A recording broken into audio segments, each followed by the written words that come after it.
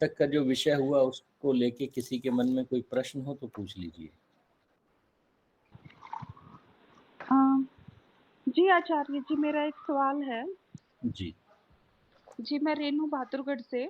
जी जी, मेरा ये सवाल है कि जैसे आपने बताया कि हमें संभोग की रात्रि महिलाओं के मेंस्ट्रुअल पीरियड्स के हिसाब से डिसाइड करनी चाहिए, जी और दूसरी तरफ आप कहते हैं कि जो पुत्र या पुत्री बनाने का जो सूत्र है, जो गुण सूत्र है, वो सिर्फ़ और सिर्फ़ पुरुष के अंदर होता है। जी। तो महिलाओं की मतलब डेट के हिसाब से कैसे फिर वो पुत्र और पुत्री डिसाइड हो सकते हैं, अगर वो गुणसूत्र सिर्फ़ पुरुष के अंदर है, क्योंकि वो तो उसके लिए तो सारे दिन बराबर है, महीने के सारे दिन। जी। ऐसा कुछ पुस्तकें पढ़ने के बाद मुझे समझ में आया, जो थोड़ा बहुत समझ में आया वो बता देता हूँ। जब महिलाओं के पीरियड शुरू होते हैं, तो होता क्या, अल्टरनेटिवली महिलाओं के भीतर जो उनके ओवम की क्वालिटी होती है, आर्तव जिसे कहते हैं, वो कम और ज़्यादा होता है। तो अल्टरनेटिवली महिला के भीतर वह शक्ति कम और ज़्यादा होती है। कविता रानी जी म्यूट रखिए। तो एक दिन कम होती है, एक दिन अधिक होती है, एक दिन कम होती है, एक दिन अधिक होती है। तो हर 24 घंटे की ये साइकिल इस तरह से चलती है। तो जब ये साइकिल डाउन होती है तो महिला के भीतर जो ओवम की शक्ति होती है वो कम होती है। ओवम की शक्ति एक दिन अधिक होती है, एक दिन कम होती है, एक दिन अधिक होती है। तो ये इसके पीछे का एक रीज़न होता है। तो जब महिलाओं के आर्तव यानी ओवम की ताकत कम होती है और पुरुष के वीर्य की ताकत अधिक होती है उस दिन, तब जो है संभावना, मैंने ये नहीं कहा एग्जैक्टली होगा, संभावना होती है कि जो गुणसूत्र पुरुष वाला है, जो वाई क्रोमोसोम्स हैं, वो एक्टिव हो जाए। तो बस ये एक संभावना है, ऐसा ज़रूरी नहीं कि हो ही जाए। हाँ, ऋषियों ने ये कहा है कि अगर सारे नियमों का विधिवत पालन करोगे, तो ये संभावना 100% पॉसिबिलिटी में कन्वर्ट हो जाती है। तो संभावना है, पॉसिबिलिटी है, हो सकता है आप 14वीं 16वीं इवन डेज में संभोग करो, तो भी कन्या पैदा हो जाए, क्योंकि ये एक संभावना है बस। आचार्य जी, आपने 16 डेज तक बताया, तो उसके आगे सेम उसके चलता है? आगे उसके आगे क्या होता है कि फिर से मेंसेस की तैयारी बॉडी शुरू करना कर देती है। तो 16वें दिन के बाद मेंसेस फिर से शुरू हो जाते हैं। तो इसलिए 16वीं रात्रि एक अंतिम रात्रि है कि उस दिन के बाद संभोग नहीं करना, और उस दिन के बाद करोगे अगर संभोग और वह ठहर गया, तो वह बच्चा कमजोर होगा, वह बच्चा बहुत अधिक शक्तिशाली नहीं होगा, कमजोर होगा। तो इसलिए अंतिम तिथि जो बताई गई है वह 16वीं रात्रि बताई गई है। तो 16वीं रात्रि के बाद हमें संभोग नहीं करना, फिर अगले महीने फिर से ट्राई करेंगे। गुरुजी प्रणाम। जी। इसमें मेरा एक प्रश्न था, जो हम रातें गिन रहे हैं या जो भी टाइम पीरियड्स गिन रहे हैं, उसमें क्या ये जो संबंध बनाने का एक ही दिन की क्रिया से संभव है या हो सकता है, ये कंफर्म है? देखिए, अगर शरीर निरोगी है तो एक ही दिन में हो जाएगा, एक ही बार के संभोग से हो जाएगा। फिर भी कुछ पुस्तकों में संस्कार विधि छोड़कर जो अन्य पुस्तकें आचार्यों की लिखी हुई है, क्योंकि संस्कार विधि ऋषि ने लिखी है, तो वो कहते हैं भैया एक ही बार में हो जाएगा, क्योंकि वो तो आदर्श स्थिति की बात करते हैं। पर जो कुछ दूसरी पुस्तकें हैं उनमें लिखा हुआ है कि अगले एक दिन छोड़, मान लो आप 12 तारीख को ट्राई करते हो और पुत्र चाहिए, तो 12 को भी कर लो, 14 को भी कर लो, 16 को भी कर लो। तो लिखा हुआ है, पर अगर शरीर आदर्श है तो 12 को करने से ही, एक दिन करने से ही हो जाएगा। ठीक है जी। अन्य कोई प्रश्न?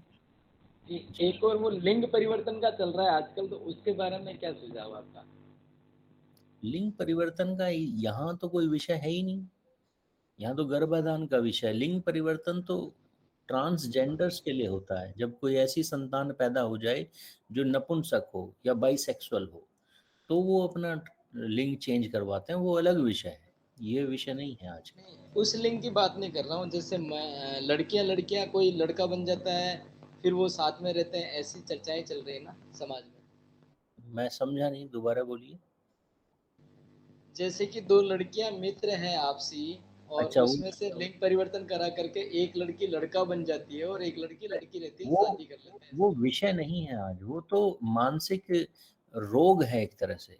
तो वो तो अलग चीज है, वो तो मानसिक रोग हुआ। लोग जानवरों के साथ विवाह कर लेते हैं, लोग कुत्तों को अपना बेटा मान लेते हैं, तो वो अलग चीज है। वो हमारी अप्राकृतिक संबंध है, यौन संबंध, वो तो बीमारियां हैं, वो सही नहीं है। तो उससे कुछ होने वाला भी नहीं है, प्रकृति के विरुद्ध है। व्यक्ति को क्षणिक सुख चाहिए और क्षणिक सुख के लिए वो कुछ भी कर लेता है, तो ये वही लोग हैं। तो इसलिए वो अलग चीज है। वो कोई दिव्य संतान थोड़ा ना पैदा होगी, उससे संतान ही नहीं होगी, दिव्य तो छोड़ो। तो आइए विषय पर वापस आते हैं। तो मैंने जो अब तक का विषय बताया उसमें मैंने बता दिया किस दिन संभोग करना है, किस दिन नहीं करना। इसमें एक विषय एक गुरुजी, सदस्य ने पूछा था कि शुक्ल पक्ष और कृष्ण पक्ष का क्या महत्व है। जी पूछिए, क्या पूछ रहे हैं? जी पूछिए। किसी किसी का पीरियड का डेट आगे पीछे होता है, उसे भी गर्भाधान में कुछ प्रॉब्लम चाहिए? किसी का भी महिला का डेट आगे पीछे है, 28 नहीं है, तो आपको 3-4 महीने 6 महीने उस पर वर्कआउट करना है और 28 को लाने का प्रयास करना है। 28 का मतलब आदर्श स्थिति। जितना दूर होगी डेट उतनी ही समस्या है। 27 हो जाए, 28 हो जाए, 29 हो जाए, चल जाएगा। पर ऐसा नहीं कि किसी को 25 दिन में आ रहे हैं, 20 दिन में आ रहे हैं, 2 महीने में आ रहे हैं, ये समस्या, बड़ी समस्या है। तो 28 एक आइडियल है, 28 के आसपास होना चाहिए मेंसेस की डेट। सर जैसे ये मोनोपोज सर के जी, टाइम तो चले जाते हैं ना, 25वें दिन 20वें दिन या दूर चले जाते हैं, वो वो अलग। गर्भाधान विषय ही नहीं। Okay okay. आचार्य जी इसी एक बात बीच पूछना था आचार्य जी।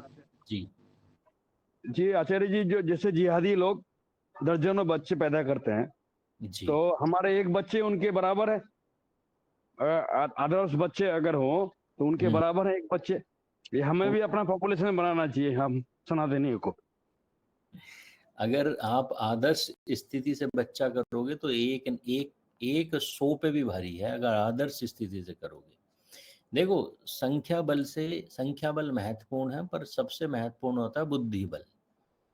तो एक चाणक्य भी पैदा हो गया, वो सारे जिहादियों का नाश कर सकता है। इसलिए प्रयास करो कि एक ही बच्चा अगर कर रहे हो तो वह बहुत दुर्धर्ष योद्धा हो, बुद्धिमान हो। और एक हमारा टारगेट नहीं है, अरे हमारा टारगेट तो 10 हुआ करता था। हमारे शास्त्र कहते हैं, हे मनुष्य तू 10 संतान पैदा कर और 11वां पति ही पत्नी का पुत्र बन जाए, यानी कि अब उसके बाद विषय वासना ना रहे जीवन में। 10 संतान जब हो जाएं तो पति और पत्नी, माँ और पुत्र हो जाएं, ऐसा संबंध कि मन से विषय वासना ही चली गई, अब तो तुम मेरी माँ है। तो कहने का अर्थ ये है कि 10 संतान तक हम कर सकते हैं अगर आवश्यकता है तो आज आवश्यकता है कि कम से कम 2 संतान तो हों, 3 तो हों। हाँ ठीक है, हमें सिक्योरिटी का डर रहता है, फीस नहीं है, चलो चलता है, पर कम से कम अगर इतना नहीं कर सकते तो एक तो बीमार मत पैदा करो। तो मेरा तो टारगेट ये है कि अगर एक भी कर रहे हो तो वह शक्तिशाली तो हो, बीमार तो ना हो। एक से अधिक करोगे तो बहुत अच्छी बात है। समस्या तो इसमें भी है, आजकल महिलाएं जो है व्हाइट डिस्चार्ज यानी श्वेत प्रदर्शन से बहुत ग्रसित है। ये सब हार्मोनल इश्यूज हैं। जैसे महिलाएं श्वेत प्रदर से ग्रसित हैं, बस पुरुष भी धातु रोग से ग्रसित हैं। एक ही समस्या है कि शरीर में जो अंतिम धातु बन रही है वह शरीर में रह नहीं पाती है, वह अपने आप बीमारी के कारण निकल रही है। क्यों निकल रही है? क्योंकि इससे पहली जो धातुएं हैं वे कमजोर हैं। तो कमजोर धातु से कमजोर धातुओं का निर्माण हो रहा है। तो जितने भी महिलाएं, जितने भी पुरुष मेरे पास आते हैं धातु रोग से ग्रसित, श्वेत प्रदर से ग्रसित, बिना दवाइयों के ठीक हो जाते हैं। शर्त बस यही है कि आपको भोजन सात्विक नियमों के अनुसार चबा चबा कर खाना है। अगर आप ऐसा भोजन करते हैं 1-2 महीने भी ज़्यादा है, 15 दिन में आराम मिल जाता है। सब भोजन की क्वालिटी पर, खाने की क्वालिटी पर, खाने के तरीके पर, खाने के सेवन पर निर्भर करता है। अन्य कोई प्रश्न? सर जानना था, जैसे आज 8 तारीख है और आज रात को 10 बजे पीरियड्स जो है स्टार्ट हुई, तो ये डे हमारा फर्स्ट डे यहीं से काउंट करेंगे या नेक्स्ट? बिल्कुल, अगर आज पीरियड स्टार्ट हुए हैं, मान लो सुबह 8 बजे से हुए, तो ये मेंसेस का पहला दिन 8 बजे से अगले दिन सुबह के 8 बजे मेंसेस का पहला दिन माना जाएगा। ठीक है जी। तो ये ओके पहला सर। दिन हुआ और अगला दिन सुबह 8 बजे से रात के 8 बजे, तीसरा दिन सुबह 8 बजे से रात के 8 बजे। तो ये हमारा पहला दूसरा इस तरह से दिन चलेगा। सर इसमें टाइमिंग का भी कुछ है, जैसे सुबह के टाइम या शाम के टाइम संबंध, ऐसा कुछ बनाने का भी है? आगे आगे विषय आएगा, आगे वो अगला विषय है। आइए अगले बिंदु पर चलता हूँ। शुक्ल पक्ष और कृष्ण पक्ष का मुझे किसी पुस्तक में कोई जिक्र नहीं मिला है, तो मैं इसे अप्रमाणिक जानकारी मानता हूं। पर हाँ, राजीव दीक्षित जी ने एक जगह इसके बारे में कहा है कि जो लोग शुक्ल पक्ष में संभोग करते हैं उनकी जो संतानें होती हैं वो विद्वान होती हैं, और जो कृष्ण पक्ष में करते हैं उनकी संतानें योद्धा होती हैं। ये प्रमाणित नहीं है पर समाज में प्रचलित है, इसलिए बता दिया, करना चाहे कर लो, परंतु ये कोई प्रमाणित जानकारी नहीं है। आगे बढ़ते हैं। जिस दिन आप संभोग करते हैं उस दिन ब्रह्मांड में, नक्षत्र में, आकाश में कौन सा नक्षत्र है ये महत्वपूर्ण है, क्योंकि अगर चंद्रमा के निकट और दूर होने से प्रभाव पड़ जाता है हमारे मन की स्थिति पर, तो हमारे पूरे शरीर पर भी प्रभाव पड़ना चाहिए नक्षत्रों का। आज मैं जिस दिशा में बैठा हूं, यहां पर बैठा हूं, इसके सीधे ऊपर आकाश में कौन सा नक्षत्र है, तो नक्षत्र का प्रभाव पड़ेगा। नक्षत्र क्या होते हैं समझ लीजिए। नक्षत्र होते हैं बहुत सारे तारों का एक समूह, एक गुच्छा, उसे नक्षत्र कहते हैं। तो किसी गुच्छे में 100 तारे, किसी में 1000, किसी में 1,00,000, किसी में 1 करोड़, किसी की शेप अलग, किसी की शेप अलग, कोई पास में है पृथ्वी के, कोई दूर है पृथ्वी के। तो ये जो करोड़ों अरबों खरबों किलोमीटर डायमीटर के बड़े बड़े तारे नक्षत्र हैं, इनका जो ग्रेविटी का फर्क धरती पर रहने वाले मनुष्य के मन पर और शरीर पर पड़ता है। तो ये विज्ञान है, हमारे ऋषि जानते थे, इसलिए उन्होंने इस पूरे आकाश को, धरती के चारों ओर का जो आकाश है, इसे लगभग 27 भागों में बांट लिया। 27 तरह के नक्षत्र होते हैं, तो हर दिशा में एक अलग तरह का तारामंडल हमें दिखाई देता है।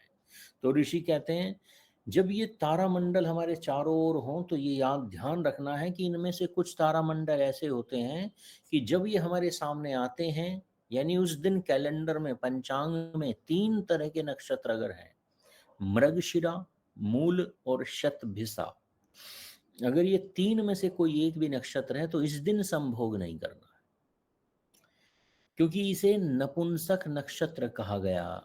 ऋषियों ने कहा नपुंसक नक्षत्र, इस दिन अगर संभोग करोगे, भले ही वो 16वीं तिथि हो, भले ही उस दिन अष्टमी ना हो, चतुर्दशी ना हो, भले ही सब कुछ अच्छा हो, पर नक्षत्र अगर मृगशिरा, मूल या शतभिषा है तो उस दिन संभोग नहीं करना चाहिए।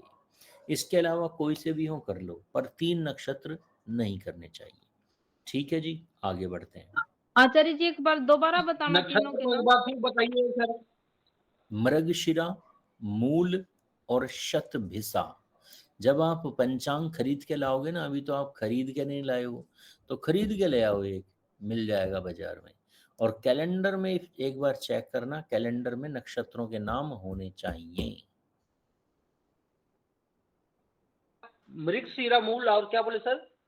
शतभिषा, शतभिषा, तीसरा? 3 नक्षत्र, मृगशिरा, मूल और शतभिषा। मुंबई वाले शिवलाल जी का पंचांग रखता हूँ गुरुजी, ये ठीक है? ऐसे मैं बता नहीं सकता कौन सा सही है कौन सा गलत है। तो ऑलमोस्ट भारत में जो पंचांग हैं, इनमें सब में कुछ ना कुछ त्रुटि रहती है, तो जो भी अवेलेबल हो कर लीजिए। वैदिक पंचांग लिखा हो उस पर तो बहुत बढ़िया है। काल निर्णय ले सकते हैं ना आचार्य जी? है जी, काल निर्णय हाँ ले लीजिए, नक्षत्र तो उस दिन सभी में एक जैसे ही रहते हैं, वो फर्क पड़ता है सूर्य के उदय का, अस्त का, छोटी छोटी और भी चीजें इनका है, पर इतना बहुत बहुत ज्यादा अंतर नहीं है। तो इसलिए आप कोई भी पंचांग मिलता है ले लीजिए, वैदिक पंचांग आचार्य जी उसमें सूर्य उदय सूर्यास्त और सब अच्छे से लिखा होता है, जी जी जी काल निर्णय ले सकते हैं, विश्वास पात्र है। बिल्कुल बिल्कुल ले लीजिए काल निर्णय। आइए अब उसके बाद जो संभोग का समय क्या है इसे समझ लीजिए। हमने महीने का सिलेक्शन किया, दिन का सिलेक्शन किया, हमने नक्षत्रों का भी ध्यान रखा, पर समय कौन सा होना चाहिए? क्या दिन में संभोग करना चाहिए? हम अक्सर शुभ कार्य सुबह और शाम करते हैं, तो क्या सुबह और शाम करना चाहिए? नहीं, ऐसा नहीं है। संभोग का एक विशिष्ट समय होता है, इस समय के अनुसार हमें संभोग करना चाहिए। तो वह समय कौन सा है? शास्त्रों से पूछते हैं तो शास्त्र कहते हैं रात्रि को सोने से ठीक पहले, बस यही एक समय होता है जब संभोग करना चाहिए। तो संभोग अगर रात्रि को सोने से पहले करें तो भोजन कब करना है? शाम के समय करना है, 5 बजे, क्योंकि भोजन करने के 4 घंटे बाद तक तो बिल्कुल भी संभोग नहीं करना। तो लगभग 5 बजे आपका भोजन हो और लगभग 9 बजे करीब सोने से पहले संभोग का समय है। कई पुस्तकें मैंने पढ़ी जहां पर उल्टी सीधी चीजें लिखी हुई हैं। जानते हो क्या लिखा हुआ है? संभोग का समय है रात्रि का तीसरा पहर। सोच सकते हो, तीसरा पहर, तीसरे पहर का मतलब है लगभग 1-2 बजे। और ऐसा एक में नहीं, कई ग्रंथों में लिखा हुआ है, पर कोई भी ग्रंथ ऋषियों का ग्रंथ नहीं है। तो ये सब बाबाओं ने अपनी मूर्खता प्रदर्शित करने के लिए लिखा और समाज इनके बहकावे में आ जाता है। मैं आपसे जानना चाहता हूँ, कभी जीवन में ऐसा होता है कि संभोग करने के लिए व्यक्ति रात के 2 बजे का अलार्म लगा के सोए कि अलार्म बजेगा तब उठेंगे, आलस्य में, आधी नींद में, तब संभोग करेंगे? क्या कभी किसी के जीवन में ऐसा होता है? नहीं होता। तो यहाँ पर लॉजिक भी फेल है। लॉजिक अलाउ नहीं करता रात के 2 बजे करने का, 12 बजे करने का, नींद से जाग कर करने का। तो ऋषियों के अनुसार चलो, ऋषि कहते हैं भैया सोने से पहले करना है। रात्रि का प्रथम पहर जब समाप्त हो जाए और दूसरा पहर शुरू होने वाला हो उस समय कर लेना है, यानी 9-9:30 बजे का समय है, उस समय कर लेना है। जब नींद आने वाली हो, नींद आई नहीं है, भोजन पचे हुए 4 घंटे हो चुके हों, तब कर लेना है। तो रात्रि को 9-9:30 बजे का जो समय है ये सबसे उपयुक्त समय है, लॉजिकली ये सटीक है, फिट बैठ रहा है, इस समय संभोग करना चाहिए। अच्छा, जिस दिन संभोग करें टाइम सब कुछ निश्चित हो गया, पर उस दिन की डाइट क्या हो, क्या खाना खाना है हमें? तो ये बहुत इंपॉर्टेंट बिंदु है, इसे समझ लीजिए। जब मैं अपने आचार्यों के पास गया था तब मेरे आचार्यों ने इस बिंदु पर बहुत अधिक फोकस किया था। तो ये बिंदु क्या है, भोजन कैसा हो, तो मैं बता देता हूं। जो हमारे भोजन में 6 रस होते हैं ना, 6 रस, इनमें से जो सबसे सात्विक रस होता है, मैं आपसे जानना चाहता हूं वह कौन सा है? मीठा। मीठा। मीठा। बिल्कुल सही। जब व्रत होता है मीठा तो और मीठा घी। खाते हैं। जब रस की बात कर रहा हूँ, भोजन की नहीं। जब व्रत होता है तो मीठा खाते हैं, जब मेहमान आता है घर पे तो मीठा खाते हैं, जब खुशी होती है तो मीठा खाते हैं, जब आर्य समाजी यज्ञ करता है तो अग्नि में मीठा डालता है। तो याद रख लो, इस बात से पता चलता है कि 6 रस में से सबसे सात्विक रस मीठा होता है। और जानते हो, मीठा पैदा हुए बच्चे को भी चाहिए, माँ का दूध मीठा होता है इसलिए ऊर्जा मिलती रहती है। शहद चटाया जाता है पैदा हुए बच्चे को, और जब मरता है व्यक्ति तो भी उसके मुंह पर शहद लगाया जाता है। तो ये मीठा हमारे जीवन से कभी छूटना नहीं चाहिए। और मीठा क्या करता है, हमारे भीतर एक सकारात्मक ऊर्जा को बढ़ा देता है। तो ऋषियों ने कहा है, अगर आप दिव्य संतान चाहते हो तो मीठा भोजन करना चाहिए उस दिन। एक दिन वह ऐसा होना चाहिए जब आपने तिथि निश्चित कर ली, उस दिन एक ही रस आपको लेना है, दूसरा रस नहीं लेना। अब ये तपस्या है आपके जीवन की। कुछ लोग कहते हैं भैया मुझे मीठा पसंद नहीं है, मैं नहीं खाऊंगा। मैं तो कुछ और स्वाद लूंगा, तो ये नहीं लेना, उस दिन नहीं लेना है। अगर आपको मीठा नहीं पसंद है तो आप बहुत कम मीठा बना लो, हल्का मीठा कर लो, फीका जैसा हो वैसा कर लो, पर रस एक ही जाना चाहिए और वह है मीठा। तो उस दिन मीठा लेना है। अब मैं अब तक अच्छा मैं आपसे कहूं कि 1 महीने तक मीठा ही लेना है, तो सच सच बताओ, क्या ये प्रैक्टिकली पॉसिबल है कि नहीं है? 1 महीने तक मीठा ही खाओगे? ना जी। नहीं हो सकता, नहीं हो सकता। नहीं, आपके लिए नहीं हो सकता, पर श्री राम के लिए था, कृष्ण के लिए था, दशरथ के लिए था, उनके लिए था जिन्होंने दिव्य संतानों को उत्पन्न किया है। शास्त्र कहते हैं 21 दिन तक मीठा खाना है, कुछ और रस नहीं लेना है। अब ये प्रैक्टिकली पॉसिबल नहीं है, तो इस पर जोर नहीं दूंगा, पर हाँ ये प्रयास करेंगे कि कम से कम 21 दिन तक दोनों समय नहीं तो एक टाइम कोई और रस नहीं लेना। अच्छा आप बताओ, अब ये प्रैक्टिकली पॉसिबल है कि नहीं है? है जी, ये तो है। 2 में से जो सुबह का भोजन है वह 6 रसों के साथ लो, पर शाम का भोजन में सिर्फ मीठा लेना है, हल्का मीठा ले लो। तो एक समय प्रॉपर डाइट और शाम के समय मीठा भोजन, यानी कि जैसे मीठी खीर ले लो, है ना, मीठा दलिया ले लो, कुछ भी ले लो पर मीठा होना चाहिए। कुछ मत लो, मीठा दूध ले लो। तो एक टाइम अगर हमने अपनी डाइट को मीठे पर ले आए, और मीठा वो नहीं जो लेते हैं चीनी का मीठे की बात नहीं कर रहा हूँ, मीठा यानी मिश्री का मीठा। और मिश्री कौन सी? मिश्री ये है मिश्री जो मेरे हाथ में है, लाल मिश्री का मीठा होना चाहिए। ये है जिसे खाकर श्री राम पैदा होते हैं। ये मुसलमान हंसते हैं, ईसाई हंसते हैं, कम्युनिस्ट हंसते हैं, अरे श्री राम तुम्हारे खीर खाकर पैदा हुए थे, ये कौन ये सा जी ये संभव, आचार्य जी ये संभव है। 1 महीना मैं जब गांव जाता था तो चूरमा खाता था गुड़ का, मेरी माँ बना के देती थी।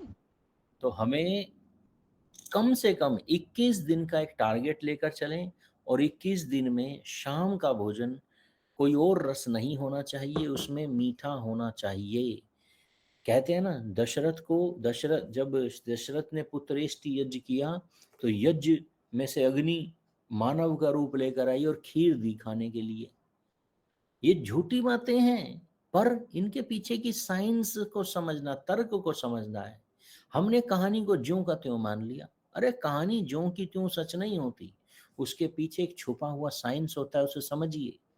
कहने का अर्थ ये था कि ऋषियों ने कहा कि जिस दिन संभोग करें उस दिन संसार का सबसे सात्विक रस लेना है, मीठा, और सात्विक रस में से भी, मीठे में से भी सात्विक भोजन लेना है। और संसार का सबसे सात्विक भोजन क्या होता है? खीर। हम समझ ही नहीं पाए अपनी साइंस को, हम खीर खाते ही नहीं। खाएंगे भी तो उसके साथ दही खा लेंगे, पूरी सब्जी खा लेंगे। अरे दही बिना किसी और भोजन के खाई जाती है, जब खीर खाई जाती है तब खीर ही खाई जाती है, कुछ और नहीं खाया जाता। अगर ऐसा आप कर सको 21 दिन तक, तो समझ लो आप दिव्य संतान को पैदा करने का बीज बो रहे हैं। 21 दिन तक शाम का भोजन सिर्फ खीर होना चाहिए, गाय के दूध में बनी हुई खीर, मीठे के नाम पर मिश्री, और चावल समा के चावल। और जब ये खीर बन जाए, सर्दियां हो तो इसमें केसर डाल सकते हैं, सर्दियां हो तो इसमें हल्के भीगे हुए ड्राई फ्रूट्स डाल सकते हैं कम मात्रा में, इसमें केसर डाल सकते हैं। सर्द गर्मियां हो तो इलायची डाल सकते हैं। और जब ये खीर बन जाए, चावल कौन सा बोले सर? समा के चावल, समा, पंसारी से पूछेंगे वो बता चावल देगा। कौन सा बोले? शाम किया बोलते हैं, शाम किया। नमक चावल। समा चावल बाजार में पूछेंगे पता चल जाएगा। तो ये समा की खीर बनाने का एक तरीका है, इस तरीकों को भी समझ लो। हाँ, आपने चावल धोए और धोकर दूध में डाल दिए, जहरीली खीर बनेगी। तो पहले क्या करना है, समा के चावल को पानी में उबालना है, पानी में उबल जाए, झाग निकालने हैं अच्छी तरह। जब झाग निकल जाए वह पानी फेंक दो, और उस पके हुए चावल को दूध में पकाना है फिर आपको। तो ये जो खीर आपकी बनेगी ये सबसे सात्विक खीर होगी। इस खीर के बनने के बाद इस खीर में मिलाना है, और शाम का भोजन हल्का होना चाहिए। तो शाम को 1 कटोरी 2 कटोरी से अधिक खीर नहीं लेनी है आपको। तो 1 कटोरी खीर में 2 या 3 चम्मच मिलाना है घी, और इस घी को अच्छी तरह फेंटना है चम्मच से कटोरी में। और शाम का भोजन लगभग 5-6 बजे करीब आपको ये खीर का सेवन करना है। घी मिली हुई खीर, ये है आपके शाम की फाइनल डाइट। इसके बाद फिर दूध भी नहीं पीना है, बस ये आपकी लास्ट डाइट होगी। वो चाहे 5 बजे ले लो, 6 बजे ले लो या 7 बजे ले लो, इससे लेट नहीं लेनी है।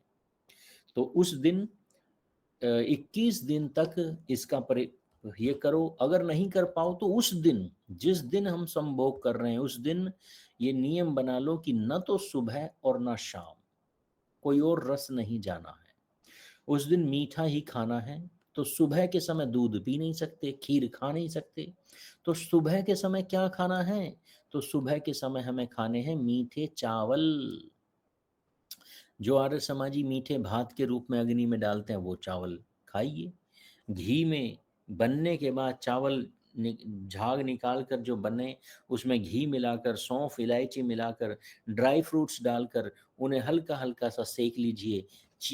मिश्री मिलाइए, हल्की सी हल्दी मिला लीजिए, केसर मिला लीजिए, और सुबह के समय वह चावल आपको सेवन करने हैं। और शाम के टाइम खीर करनी है। तो उस दिन थोड़ा सा चैलेंजिंग होगा, क्योंकि उस दिन आप कोई और रस ले ही नहीं रहे हैं, तो सिर्फ मीठा खाना है।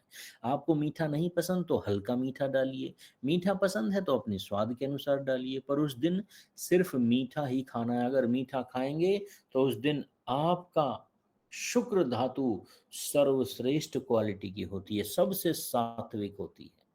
तो ये था भोजन के संबंध में नियम। कोई प्रश्न हो तो पूछ लीजिए। आचार्य जी, ये समा चावल ना मिले तो बासमती चावल की खीर भी बना सकते हैं?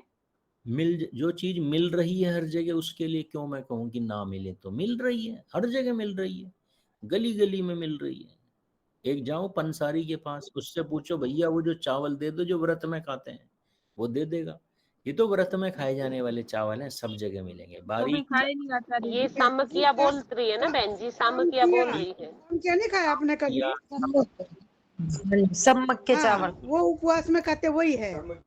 हाँ, फिर ये सम्मक क्या है? छोटा जो दाना होता है। हाँ, छोटा छोटा सा जो होता है। तो ये सबसे अधिक फाइबर, सबसे अधिक पौष्टिक होता है। ये चावल आपको खाना है उस दिन। इसमें आपने टाइमिंग बताया, तो दूसरे टाइमिंग ना करने का कोई रीजन है? मैं समझा नहीं क्या। लाइक क्लोज आने का जो टाइमिंग बताया ना आपने, रात जी को जी 9 साढ़े 9 के आसपास, तो और कोई टाइम ना करने का कोई रीजन? हाँ, दिन के समय बिल्कुल नहीं करना चाहिए संभोग, ये शास्त्रों के विरुद्ध है। उसका लॉजिक क्या हो सकता है? मुझे समझ में आ रहा है उसका लॉजिक ये है कि जब हम संभोग करते हैं तो शरीर में दुर्बलता आती है। तो दिन के समय करोगे तो उसके बाद हमें कार्य करना पड़ेगा, आराम नहीं करना। जबकि संभोग करने के बाद हमें आराम करना चाहिए, चिंतन करना चाहिए। तो इसलिए ऋषियों ने संभोग करने का समय रात्रि को ही दिया है। तो रात्रि को 9 साढ़े 9 बजे तक संभोग करके और उसके बाद आप आराम करने के लिए जा सकते हैं। संभोग के तुरंत बाद पुरुष को और स्त्री को तुरंत खड़ा नहीं होना, स्त्री को विशेष रूप से लेटे रहना है 15-20 मिनट तक, आधे घंटे तक। उसके बाद हमें फ्रेश होके तब सोने के लिए जाना है। ठीक है, अगले बिंदु पर ले चलता हूं आपको। इसमें पुरुष को खड़ा कैसे नहीं होना जी? मतलब समझा नहीं थोड़ा सा इसमें जी। संभोग करते ही एकदम जो है वॉशरूम में जाके फ्रेश नहीं होना है, थोड़ी देर बाद जाना है। क्योंकि संभोग के समय शरीर में एक पित्त की मात्रा बढ़ जाती है, गर्मी बढ़ जाती है, तो एकदम से फ्रेश होंगे, बीमार हो जाएंगे। इसलिए शास्त्र कहते हैं 5, 10, 15 मिनट तक पुरुष को भी आराम करना है संभोग के तुरंत बाद, और महिला को लगभग आधे घंटे तक लेटे रहना है, उसी पोजीशन में लेटे रहना है। तब उसके बाद फ्रेश होने के लिए वॉशरूम वगैरह में जाना है। ठीक है, ठीक है जी। जी। जब ये हो जाता है, संभोग हो जाता है, तो याद रखना ये जो पहला और दूसरा महीना होता है ये क्रूशियल इम्पोर्टेंट, सबसे इम्पोर्टेंट दिन होते हैं। सबसे अधिक मिसकैरेज इसी में होते हैं, क्योंकि महिलाएं, मैंने अभी रीजन बताया ना, महिलाएं क्या सोचती हैं, अरे अभी तो साइज पेट का कुछ हुआ ही नहीं है, सब कुछ नॉर्मल है, इन्हें फील ही नहीं होता कि ये प्रेग्नेंट हो गई हैं। तो ये वैसे ही रनिंग करती हैं, वैसे ही दौड़ती हैं, वैसे ही वॉक करती हैं, वही खाना खाती हैं। तो नहीं, यही वह टाइम होता है जब हमें प्रिकॉशंस लेनी शुरू कर देनी चाहिए। तो याद रखना, मिसकैरेज के सबसे बड़े रीजंस होते हैं तीक्ष्ण भोजन करना, ऐसा भोजन करना जिसमें एसिड की मात्रा अधिक होती है। तो ऐसा भोजन नहीं करना, यानी खट्टे फलों का सेवन नहीं करना। इन दिनों में 2 महीने तक कोई खट्टा फल नहीं खाना है आपको, विशेष रूप से अनानास और पपीता, ये 2 फल ऐसे हैं जिन्हें खाओगे तो मिसकैरेज हो जाएगा, नहीं खाने। गरम चीजें नहीं खानी, गरम मसाला, गरम मिर्च, ये गरम चीजें अवॉइड करनी है, बिल्कुल नहीं खानी चाहिए। तो हमें कौन सी चीजें खानी चाहिए इन 2 महीनों में? इन 2 महीनों में वे चीजें खानी हैं जो हमारी मांसपेशियों को ताकत दे, जो हमारी नसों को ताकत दे, जो हमारे पेट को ताकत दे, आंतों को ताकत दे। और संसार में ऐसी कौन सी वस्तु है जो तीनों काम एक साथ कर दे? तो वह वस्तु है घी। तो कितना खाना है? जितना नॉर्मल घी हम खाते हैं दिन भर में 5-6 चम्मच, इतना घी रोज खाना है। विशेष रूप से रात को दूध में 2-3 चम्मच डालकर घी पीना है। दूध ना मिले तो ऐसे ही पीना है। अन्न रूखा कभी नहीं खाना है। तो अन्न जब खाएं यानी भोजन करें उसमें भी 2-3 चम्मच डाल लें। 2 बार आप भोजन करेंगे तो हर एक भोजन में 2-3 चम्मच, रात को 2 चम्मच, यानी कुल मिलाकर ये समझ लीजिए 2 महीने तक लगभग 8 चम्मच घी महिला को खाना है। ठीक है, समझ में आया सिद्धांत? ये घी मस्तिष्क का निर्माण, ये जी घी मुझे आ गया है। जो आपने खट्टा खाने के लिए बोला है ना, तो हमारे यहाँ कहा भी जाता है कि जैसे कि नववधु स्त्री ने अगर खट्टा मांग लिया, इसका मतलब नया घर में मेहमान आने वाला, ये जागृत करता है, ये बताता है, ये संदेश देता है। नहीं नहीं, बिल्कुल मैं ये नहीं कह रहा हूँ कि खट्टी चीज बिल्कुल नहीं खानी है। वह खट्टा नहीं खाना है जो तीक्ष्ण होता है, जिसमें अग्नि होती है। जैसे आंवला है, ये इसमें अग्नि नहीं होती, तो आंवला खा सकते हैं, ठीक है ना। तो बहुत सारी खट्टी चीजें हैं जो खाई जा सकती हैं, पर हाँ वैसी खट्टी जैसे अनानास का जूस, मौसमी का जूस, संतरे का जूस, खट्टे फल, ये तीक्ष्ण होते हैं, ये गर्मी करते हैं, ये नहीं खाने हैं। 2 महीने में हमें अब गर्भ को बचा कर रखना होता है। तो इन 2 महीनों में कोई हैवी एक्सरसाइज नहीं करनी, हो सके तो छुट्टी ले लो, आराम करो। ये जो आप टीवी पे देखते हो ना, स्त्री गर्भवती है और पति हेल्प करवा रहा है, तो ये समय यही होता है। ये शुरू के 2 महीने पति को अपनी पत्नी के हर कार्य में मदद करनी चाहिए, हैवी कार्य उससे नहीं करने देना है। शुरू में ही मिसकैरेज होते हैं, उसको बचा कर रखना है, पेट पर अधिक जोर ना पड़े, इसका ध्यान रखना है। अच्छा, एक चीज और बता देता हूँ, जो महिला खाती है उस भोजन से महिला के सारे 7 एलिमेंट बनते हैं और अंत में महिला के शुक्र का निर्माण उसी भोजन से होता है। जो शिशु पल रहा है, उसका जो शरीर बढ़ रहा है, उसका जो ब्रेन डेवलप हो रहा है, ब्रेन्स के जो सेल्स हैं, उस शिशु का अपना कोई शुक्र नहीं है उस समय। तो शिशु के ब्रेन, शिशु के शरीर का निर्माण जानते हो किससे होता है? महिलाओं के शुक्र से, महिलाओं के वीर्य से उसके बच्चे का निर्माण होता है। तो यहां पर सिद्धांत समझ लीजिए, अगर आप गर्भाधान संस्कार कर चुके हैं और आपको लगा कि अब गर्भाधान निश्चित हो चुका है, तो भूल कर भी फिर दोबारा संभोग नहीं करना। अगर आपने किया तो महिला का वीर्य बाहर निकल जाएगा शरीर से। तो वो किस लिए था? वो तो शिशु को पोषण देने के लिए था। आपने शारीरिक सुख की आकांक्षा में संभोग किया और वह वीर्य शरीर से बाहर निकल गया। अब ये जो बच्चा पैदा होगा ना, या तो शारीरिक रूप से कमजोर होगा या मानसिक रूप से कमजोर होगा। तो आप चाहते हैं आपका बालक श्री राम और श्री कृष्ण जैसा बलशाली बुद्धिमान बने, तो संभोग जब हो जाए, निश्चित हो जाए, 1-2 बार आपने कर लिया, उस समय एक दिन छोड़ के कर लिया, 14वें दिन कर लिया, 16वें दिन कर लिया, उसके बाद नहीं करना। फिर उस गर्भ को बढ़ने का समय देना है। तो मैंने देखा है अक्सर महिलाएं 7वें 6ठे महीने में भी संभोग करते हैं, पति और पत्नी। और जो ऐसा करते हैं ना, याद रखना, मंद बुद्धि बच्चे पैदा होते हैं।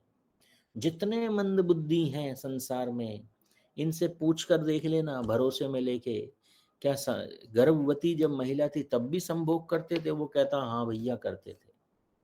कंट्रोल नहीं होता था। नहीं होता है कंट्रोल, अब करो कंट्रोल जीवन भर।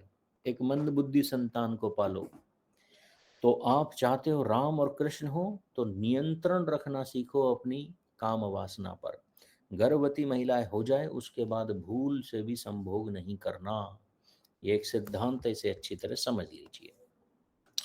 जब 1 महीना हो जाता है और महिलाओं को पीरियड्स नहीं आते हैं, तो महिलाओं को समझ जाना चाहिए कि भाई गर्भ निश्चित हो गया। जब गर्भ निश्चित होता है तो हमारे यहाँ एक, अच्छा इसमें एक चीज भूल गया वो बतानी, जब हम गर्भाधान करें या सामान्य रूप से जब हम सोते भी हैं, उस समय भी हमेशा सर की पोजीशन दक्षिण दिशा में होनी चाहिए। इसे ही वास्तु कहते हैं। वास्तु कोई ये नहीं होता फलाने ढिमकाने 70 तरह के कोण बता दिए और डरा दिया।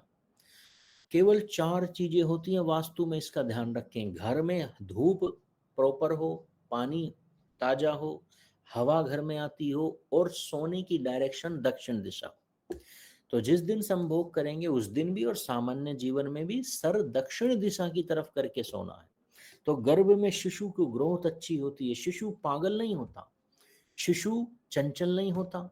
जो महिलाएं दक्षिण दिशा में सर करके सोती हैं, उनके गर्भ में पल रहा शिशु बुद्धिमान होता है, संयमी होता है, स्वभाव से ही ब्रह्मचारी होता है। तो इसलिए महिलाओं को और पुरुष को भी दक्षिण दिशा में सर करके सोना चाहिए।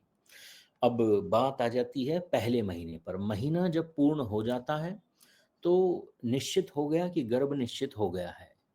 जब ये 1-1.5 महीने का समय होता है तो हमारे यहाँ एक संस्कार करवाया जाता है। इस संस्कार का नाम है पुंसवन संस्कार। 16 संस्कारों की ये पुस्तक है मेरे हाथ में। इसमें जो दूसरा संस्कार है उसे कहते हैं पुंसवन संस्कार। पहला गर्भाधान संस्कार, दूसरा पुंसवन संस्कार। पुंसवन संस्कार में होता क्या था, हम एक पुरोहित को बुलाते थे, एक विद्वान, एक ऋषि को, एक विद्वान को बुलाते थे। वो सारे घर के लोगों को बिठाता था और वो समझाता था कि आज पुंसवन संस्कार है, यानी कि तुम्हारे घर की महिला का गर्भ निश्चित हो गया है। तो वह सारे घर के लोगों से संकल्प करवाता था, विशेष रूप से उसके पति से संकल्प करवाता था, गर्भ पर हाथ रखकर संकल्प करवाता था। सोचो, साइंस देखो, साइंस, लॉजिक सुनो। तो हमारे ऋषियों ने मंत्र लिखे संस्कार विधि में, पुंसवन संस्कार के मंत्र दिए हुए हैं। जो कब बोलता है पति, गर्भ पर हाथ रखकर बोलता है। और मंत्रों के अर्थ में क्या लिखा हुआ है, हे देवी मैं वचन देता हूँ, मैं तेरे सारे भारी भारी कार्यों में मदद करूंगा, इस गर्भ को गिरने नहीं दूंगा, तुझे अकेले मेहनत नहीं करने दूंगा, मैं तेरे सारे कार्यों में तेरी सहायता करूंगा, हम दोनों मिलकर इस गर्भ की रक्षा करेंगे। इस सिद्धांत को समझाने के लिए ऋषियों ने पुंसवन संस्कार का आयोजन किया। 16 संस्कारों में इसे भी डाल दिया। और जब ये आता है पुरोहित, तो ये आपको सामग्री की एक लिस्ट देता है, बड़ी लंबी लिस्ट होती है, वो तो सामान्य सामग्री है, पर 2 चीज विशेष रूप से देता है। ये कहता है कहीं से भी अरेंज करो, गिलोय का पत्ता अरेंज करो और बरगद की कोपल, लाल रंग की कोपल होती है, कोनिकल शेप में, चौचदार शेप में, बरगद की कोपल अरेंज करो। कोपल ना मिले तो बरगद का सॉफ्ट पत्ता अरेंज करो। 2 चीजें अरेंज करने के लिए बोलता है। और जानते हो इसकी साइंस क्या है? इन दोनों को जब आप अरेंज करके लाते हो तो चीनी मिट्टी की ओखली में उसे कूटते हो, ऐसे करके, लोहे की में, स्टील की में कर सकते हो, उसको बिल्कुल पेस्ट जैसा बना लेते हो, उसे कटोरी में निकालते हो और ये पुरोहित उस महिला से कहता है सूंघो इसे, दाई नासिका से सूंघो। बार बार सूंघो, 5 मिनट तक सूंघो। खाना नहीं है, उसे पीना नहीं है, बस सूंघना है। क्यों सूंघना है? क्योंकि गिलोय और बरगद के कोपल में एक शक्ति होती है गर्भ की स्थापना की। पर ये करना कब है? जब गर्भ स्थापित हो जाए, मतलब जब मेंसेस का आपको पता चल जाए तब से शुरू करना है। कब तक करना है? अगले 2 महीने तक करना है, हर रोज करना है। यानी पुंसवन संस्कार से लेकर सीमंतोइनन संस्कार, तीसरे संस्कार तक हमें महिला को रोज गिलोय और बरगद की कोपल या बरगद के पत्ते का पेस्ट बनाकर अच्छी करके वो रोज सूंघनी है। इससे कभी मिसकैरेज नहीं होगा। ये थे हमारी औषधियां। तो इसके विज्ञान को समझिए, पुंसवन संस्कार के लॉजिक को समझिए। यही वह समय होता है जब सांस भी कहती है, अरे बेटी तू काम ना कर, मैं कर लूंगी तेरे हिस्से का काम। तो बहू सोचती है, अरे माँ कितनी अच्छी है, मेरा कितना ध्यान रखती है, पति कितना ध्यान रखता है, परिवार के लोग कितना ध्यान रखते हैं। तो ये वो साइंस है जो हमें समझनी है, ये है वो सामाजिकता है जो हमें समझनी है। और इन दिनों में जो डाइट लेनी है वो कैसी हो? बस तीक्ष्ण ना हो, गर्म ना हो, इस चीज का ध्यान रखें। पोषण देने वाली हो, घी और मिश्री का सेवन करना है महिला को। सुबह सुबह की डाइट में घी और मिश्री का सेवन करना है, नारियल पानी पीना है, दोपहर में गोला खाना है, नारियल खाना है, ड्राई फ्रूट्स भिगोए हुए खाने हैं। पोषण देना है क्योंकि शरीर बढ़ रहा है, बालक का ग्रोथ हो रही है शरीर के भीतर।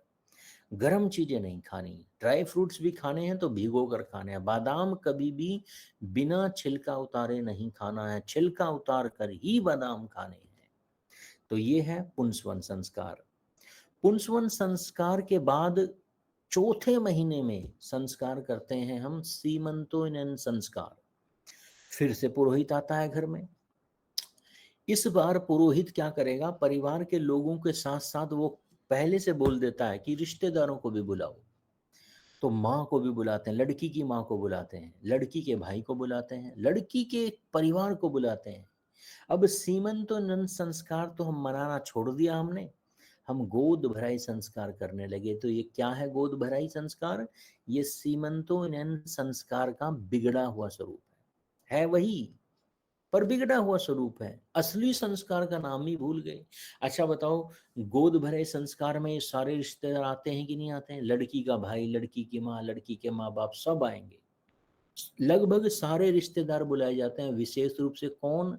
विशेष रूप से वे बुलाए जाते हैं जिनसे लड़की, गर्भवती महिला रोज चर्चा करती है। महिलाओं की सहेलियां भी बुलाई जाती हैं, भाई बहन भाभी माँ सब बुलाए जाते हैं। क्यों बुलाते हैं? लॉजिक क्या है इसे समझा देता हूं। चौथे महीने से गर्भ के भीतर शिशु के मस्तिष्क का निर्माण शुरू हो जाता है, बुद्धि, न्यूरॉन्स बनने लगते हैं, यानी स्मृतियां आने लगती हैं। चौथे महीने से स्मृति आ जाती है, विचार करो। तो यहां पर होता क्या है, हमारे ऋषि कहते हैं यही वो समय है, चौथा महीना वह समय है जब हमें घर की दीवारों पर तस्वीरें बदल दो। फैमिली फोटो हटाओ, बाढ़ में जाए फैमिली फोटो। श्री कृष्ण की, श्री राम की फोटो लगाओ, गुरु गोविंद सिंह की, राणा प्रताप की, महाराज शिवाजी की फोटो लगाओ। तो ये वो समय होता है जब हमें अपने घर के मनोविज्ञान को बदलना है। तो महिला जिधर भी देखे उसे पराक्रमी, वीर, विद्वान ही नजर आए।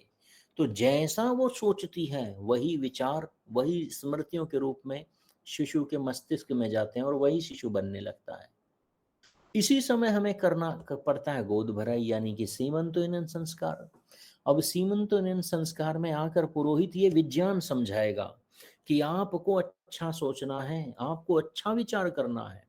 और वह परिवार के सारे लोगों को बिठाकर, जानते हो, एक शपथ दिलवाता है। वह सबको कहता, इस समय अगर महिला ने नेगेटिव सोचा, इस समय महिला ने दुखी विचार अपने मन में लाया, तो तुम्हारे घर में आने वाली संतान दूषित पैदा होगी, कमजोर पैदा होगी, कम बुद्धि वाली होगी। इसलिए विशेष रूप से वह लड़की की माँ को समझाता है, लड़की के भाई और भाभी को समझाता है कि तुम्हारे घर में इस समय जो छोटी छोटी प्रॉब्लम्स अगर हैं भी तो उसकी जानकारी अपनी बेटी को नहीं देनी है। अगर इस 2-3 महीने का टाइम लड़की की माँ अपनी बेटी से फालतू की बात ना करे, बस पॉजिटिव बात करे, अच्छी बात करे, संस्कारों की बात करे, धर्म की बात करे, अच्छी बातें करें, तो जो गर्भ में शिशु पल रहा है वह अच्छी अच्छी बातें सुनेगा। पर होता क्या है, माँ अक्सर फोन करती है बेटी को, इन दिनों फोन करती है, बेटी आज तो तेरे पिताजी को जुकाम हो गया। अरे वह क्या अचार डाल लेगी उस जुकाम का, ठीक तो तुम्हें ही करना है, क्यों ऐसी छोटी छोटी गलत बातें बता रहे हो। और वह लड़की जो अटैच्ड है अपने पिता से, वह दुखी हो जाएगा, अरे मेरे पिताजी को जुकाम हो गया, मुझे तो आज ही मायके जाना है, आज ही जाना है मायके। ये जो इन दिनों में महिलाएं दुखी होती हैं स्टूपिड चीजों को सुनकर, ये दूषित बालकों को जन्म देती है। तो घर के सभी लोगों का एक कर्तव्य है, पुरोहित बता कर जाता है कि आज के बाद जब तक यह गर्भवती है, इस घर में कोई दुख की घटना भी होगी तो इस तक नहीं जाएगी सूचना, इससे छुपा कर रखी जानी चाहिए वह बात। इसे अच्छी अच्छी चीजें बतानी हैं, लड़ना नहीं है इसके साथ। और इसी सीमंतन संस्कार में वेद के कुछ मंत्र हैं जिसको पढ़ते हुए पुरोहित स्त्री के पति से कहता है अपनी पत्नी के हृदय पर हाथ रखो, तो वह हृदय पर हाथ रखकर सौगंध खाता है कि मैं वचन देता हूँ इस अपने बालक के मस्तिष्क के निर्माण में तेरा सहयोग करूंगा। वह अपनी पत्नी के बालों में कंघा फिराता है ताकि उन अपने बालों, अपनी पत्नी के बालों को छूता है, उनमें तेल की मसाज करता है। मंत्रों में लिखा गया, सोचो ऋषि कह रहे हैं। क्यों कह रहे हैं, जब वह ऐसा करता है तो वह भाव शिशु के भीतर जाते हैं, माँ के भीतर जाते हैं। तो ये इस बात का एक सूचक है कि हमने सीमंतन संस्कार मनाकर कितने बड़े विज्ञान को संसार को बताया कि हम जानते थे कि चौथे महीने से बालक के भीतर मस्तिष्क का निर्माण शुरू हो जाता है। तो ये संस्कार है, विचार करो। 3 संस्कार, गर्भाधान, सीमंतोनन, पुंसवन, बच्चे के पैदा होने से पहले हो जाते हैं हमारे यहाँ। और इनका उद्देश्य क्या है, इनका उद्देश्य है कि दिव्य बालक को जन्म देना। ये था सीमंतोनन संस्कार का विज्ञान। और याद रखना, जैसे जैसे महीने बढ़ते चले जाते हैं वैसे वैसे अंत के जो महीने होते हैं ना, जिसे 7वां 8वां 9वां महीना होता है, इन दिनों में किस चीज की डाइट सबसे अधिक कर देनी चाहिए जानते हुए क्या है, इन दिनों में घी को खाना नहीं है, पीना है। यही वो टाइम होता है जब गोद भराई होती है ना, तो माँ भाई मायके से आते हैं और अपनी बहन को, अपनी बेटी को घी के डब्बे गिफ्ट करके जाते हैं। हम समझ ही नहीं पाए ये क्यों दे रहे हैं। हम सोचते हैं प्रोस्पेरिटी का सिंबल है, घी दिया भैया हम बहुत रईस हैं। अरे वो अपनी रईसी दिखाने के लिए नहीं दिए जाते थे। घी का मतलब सात्विक घी, वो पतंजलि के नहीं है। सात्विक घी, शुद्ध घी दिए जाते हैं ताकि महिला इस घी का सेवन करे। चौथे महीने से धीरे धीरे हर महीने घी की डाइट को बढ़ाते जाना है और 7वें 8वें 9वें महीने में घी की मात्रा को इतना कर देना है कि लगभग 100-150 ग्राम घी रोज महिला को पीना है। इसका फायदा क्या होगा, शरीर में स्निग्धता बनी रहेगी, आंतें स्निग्ध बनी रहेंगी और ये सारी डाइट बच्चे के शरीर का न्यूरॉन्स का विकास करेगी। और सबसे बड़ा फायदा, अगर जो स्त्री इस डाइट को फॉलो करती है ना, उसे कभी सिजेरियन नहीं होता, वह नॉर्मल डिलीवरी ही देगी। ये सिद्धांत है। पहले यही होती थी, हॉस्पिटल होते ही नहीं थे, घरों में नॉर्मल डिलीवरी होती थी कि महिलाएं घी पिया करती थी। अब तो 1 चम्मच घी में से महिलाओं को बदबू आती है। तो आपको असली घी पीना है और 7वें 8वें महीने में डाइट को बढ़ा देना है। लगभग 100-150 ग्राम घी भोजन में, जब भोजन करें उसमें ज़्यादा डालो, दूध में ज़्यादा डालो, रात को 2 चम्मच अलग से पी के सो।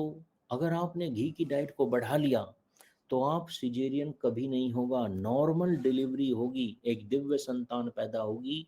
ये घी का एक सिद्धांत है, घी का एक विज्ञान है, इसे समझ लीजिए।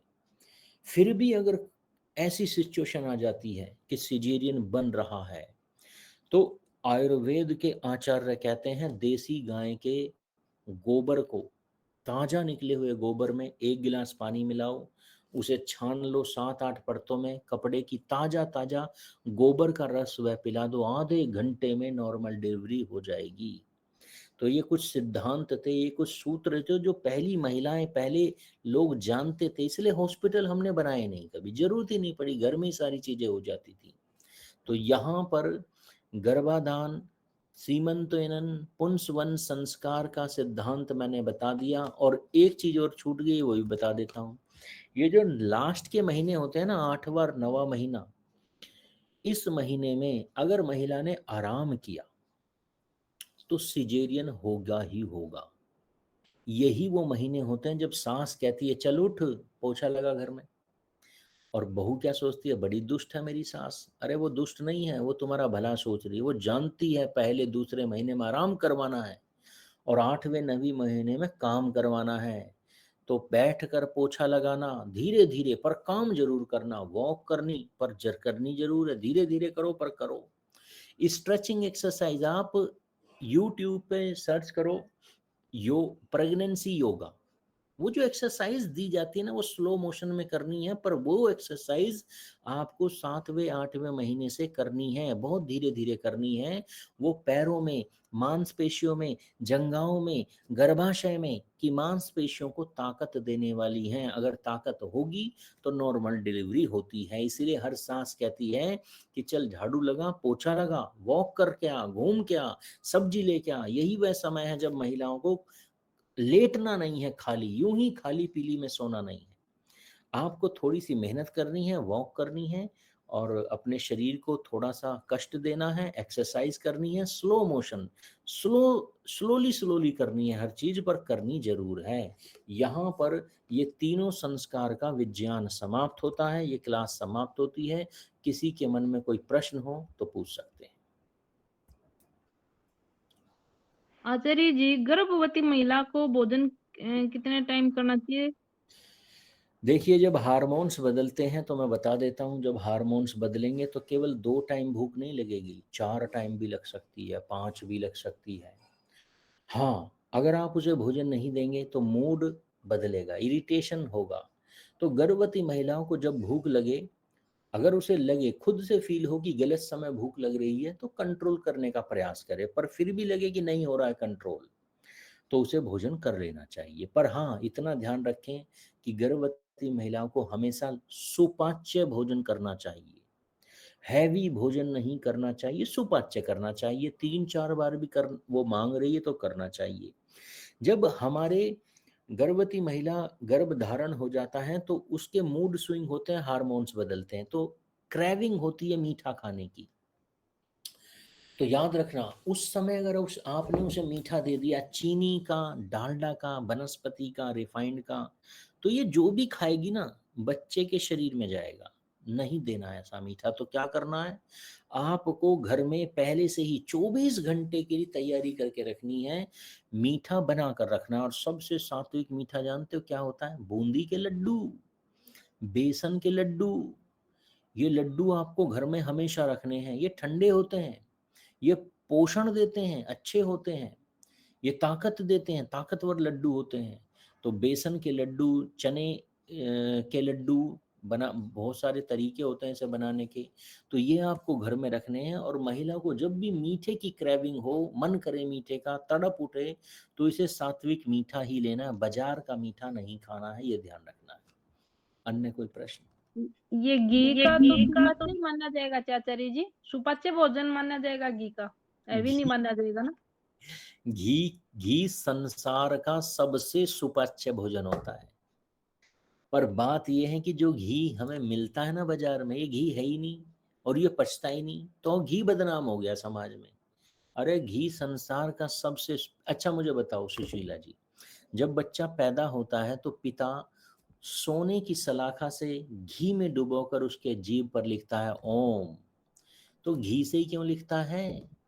इसलिए कि ये सिंबल है। हमारे ऋषियों ने इनडायरेक्टली हमें सूचित किया कि बच्चों, ये जो घी है ना, ये पैदा हुआ बच्चा भी पचा सकता है, तो टेंशन ना लो। घी संसार का हर व्यक्ति पचा सकता है। मर भी रहा हो ना व्यक्ति, बीमार भी हो, पेट खराब हो जाए, तो भी घी पचा लेगा, कुछ और पचे ना पचे। इसलिए घी की टेंशन ना लो, घी की मात्रा को अपनी डाइट में बढ़ाओ, तभी दिव्य संतान पैदा होगी। अन्य कोई प्रश्न? वो जो प्रेग्नेंट लेडीज को जो वेब सीरीज में वो लोग जो देखते हैं सिनेमा वगैरह और कुछ, वो सब देखना नहीं चाहिए ना? मैंने अभी क्या कहा, सकारात्मक चीजें देखनी है, जो हर्ष दे, उत्साह दे, प्रेरणा दे, प्रेम को पैदा करें। घृणित चीजें नहीं देखनी है, निंदित चीजें नहीं देखनी है। तो कोई मूवी ऐसी है जो प्रेममय हो, जो अच्छी मूवी हो, जो धार्मिकता आपके भीतर प्रेम धर्म के भावनाओं को बढ़ाती है, तो देखनी चाहिए, क्यों नहीं देखनी चाहिए। हाँ, यूं ही फिजूल में जाके और उल्टी सीधी मूवी देखो, 1 मिनट में खुश हो, 1 मिनट में दुखी हो, ऐसा नहीं करना है। तो मन को कंट्रोल करने वाली चीजें देखनी है। और इन दिनों में जो मैं पर्सनली रिकमेंड करता हूं सभी को कि क्या पढ़ना चाहिए, वह है रामायण। इसे पढ़ो, देखो कितना आनंद आएगा। और इसमें से भी वे प्रसंग पढ़ो जो हर्ष करने वाले हैं, उत्साह देने वाले हैं। श्री राम का चरित्र पढ़ो, माँ सीता का प्रेम पढ़ो, मजा आएगा, अच्छा लगेगा। तो अच्छी अच्छी चीजें पढ़नी है, अच्छी अच्छी चीजें देखनी है, अच्छी अच्छी चीजें सुननी है। ठीक है, धन्यवाद आचार्य जी। गुरुजी जी मेरा ये प्रश्न था कि जैसे कि आपने घी के लिए अच्छा बताया, बहुत ही अच्छे सुपाच्य भोजन बताया, लेकिन जब बच्चा हो जाता है, जन्म ले लेता है, उसके बाद हम कुछ औषधियाँ देते हैं जो कुछ 5 से 7 महीने तक चलती है, जो देसी गाय के घी में ही बनाई जाती है। उसका कोई विशेष योगदान तो है ही है, लेकिन आपके मुंह से बताइए। हाँ, वो औषधियाँ होती हैं। जब बालक हो जाता है तो बालक होने के बाद होता है जात कर्म संस्कार। तो उसके बाद से 6-7 महीने तक वो औषधियाँ चलती हैं। और ये सारी क्या करती हैं, ये जब बालक हो जाता है तो शरीर की मांसपेशियां कमजोर हो जाती हैं, शरीर भीतर से कमजोर हो जाता है। तो ये शरीर की मांसपेशियों को ताकत देने वाली औषधियां होती हैं, जिनमें मुख्य रूप से होते हैं ड्राई फ्रूट्स और गोंद, कमरकस जिसे कहते हैं। तो ये चीजें दी जाती हैं, बिल्कुल ये चीजें होती हैं। कुछ चीजें ऐसी भी होती हैं जो माता के दूध की मात्रा को बढ़ाती हैं, जैसे जीरा होता है, जैसे बहुत सारी और भी औषधि होती हैं। ये जितने भी लड्डू बनते हैं आप देखेंगे ये जीरे बनते हैं, अजवाइन। तो इम्यूनिटी को बढ़ाने के लिए, शरीर में बल देने के लिए, कमर को, पेट की मांसपेशियों को ताकत देने के लिए ये सारी चीजें होती हैं। और मैंने एक जगह जाके क्या देखा कि एक महिला के बच्चा हुआ और उसकी माँ उसे जो है जौ का दलिया दे रही है। मुझे बड़ा आश्चर्य हुआ। मैंने कहा माता जी आपकी आयु कितनी है? वो कहती है बेटा 60 साल। मैं कहा 60 साल में आपको ये भी नहीं पता चला कि गर्भ जब हो जाए तो बेटी को क्या देना है? उन्हें ये भी नहीं पता। जब गर्भ हो जाता है तो गर्म चीजें दी जाती हैं, जो ठंडी होती है। तो इसलिए हम जो एक लिक्विड भी बनाते हैं जिसमें सौंठ और पता नहीं कई सारी चीजें मिलाकर वो लिक्विड पिलाया जाता है ताकत के लिए। तो जिसे छुआनी भी कहते हैं हमारे उत्तर भारत में। आपके यहाँ अजवान का काढ़ा रहता है। बिल्कुल, अजवाइन का काढ़ा, ड्राई फ्रूट्स वगैरह सब छावनी बोलते हैं उसको, छावनी। पत्थर की शिला पर पीस कर अच्छी तरह अजवाइन में छोंक लगाकर वो दिया जाता है। तो ये कई दिनों तक दिया जाता है। तो ये भी साइंस वो है। बच्चा पैदा होने के बाद दिया जाता है। हाँ, बच्चा पैदा होने के बाद, उसी की बात कर रहा हूँ। अन्य कोई इन सब में गुरुजी पैसा कैसा होना चाहिए? क्या चीज? प्रकाश जी दोबारा बोलिए। ये सब चीजें सर लाते हैं, ऐसा मैंने कहीं सुना है कि इसमें पैसा भी सात्विक होना चाहिए, यानी आपका ये सब चीज यूज कर रहे हो उसमें अच्छे बिल्कुल बिल्कुल, ये तो है ही सबसे पहली बात है। ये तो हर चीज में होता है जी। बिल्कुल, ये तो हर सात्विकता चीज होगी तो हमारे पास तनाव भी नहीं होगा, तनाव नहीं होगा तो बीमार नहीं होंगे। बिल्कुल। अन्य कोई प्रश्न? अच्छा जी प्रणाम, जय श्री राम। जी जय श्री राम, बताइए। अच्छा जी ये इसका बुक मिलेगा? इसकी वैसे तो मार्केट में बहुत सारी बुक हैं संस्कार के संबंध में, गर्भाधान संस्कार के बारे में। जैसे एक पुस्तक आप खरीद सकते हैं वेदऋषि.com से, ये है मन चाही संतान। मनचाही संतान ले लीजिए, बहुत अच्छी पुस्तक है। परंतु संस्कारों को बताने वाली, जो हमारे संस्कार हैं, ये सारे संस्कारों को बताने वाली जो सबसे अच्छी पुस्तक है वो मेरे हाथ में है, पर ये ऋषि की लिखी हुई है, तो इसकी भाषा थोड़ी जटिल है, इसलिए समाज में प्रचलित नहीं है बहुत ज़्यादा। पर हाँ, इसे ध्यान से पढ़ेंगे, स्लोली समझ समझ कर पढ़ेंगे, तो इससे प्यारी पुस्तक संसार में कोई नहीं है। इसका नाम है संस्कार विधि। ये आपको vedrishi.com से मिल जाएगी। आचार्य जी, बच्चा पैदा होने के बाद डॉक्टर ये कहते हैं जैसे हल्का खाना लो, दलिया खिचड़ी वगैरह, तो वो ठीक है? हाँ, हल्का ही लेना है, सुपाच्य ही लेना है, क्योंकि शरीर इतना कमजोर हो चुका है कि उसे आप हैवी नहीं दे सकते। इसलिए जो छुआनी होती है उसमें भी सॉलिड चीजें नहीं होती, लिक्विड ज्यादा होता है। तो घी का छोंक लगाकर अजवाइन में और थोड़े ड्राई फ्रूट्स को भी पीस कर दिया जाता है, ताकि शरीर को उसे डाइजेस्ट करने में सुविधा हो। तो हमें सुपाच्य ही देना है, पर ठंडा नहीं देना है। बस ऐसा ना हो आप जौ खिला दो, दही खिला दो, छाछ मट्ठा पिला दो, ये नहीं। गर्म होनी चाहिए, अजवाइन के छोंक के साथ दी जाती है, कमरकस दिया जाता है, जो है मूंग डाइजेस्ट, दाल की खिचड़ी वगैरह?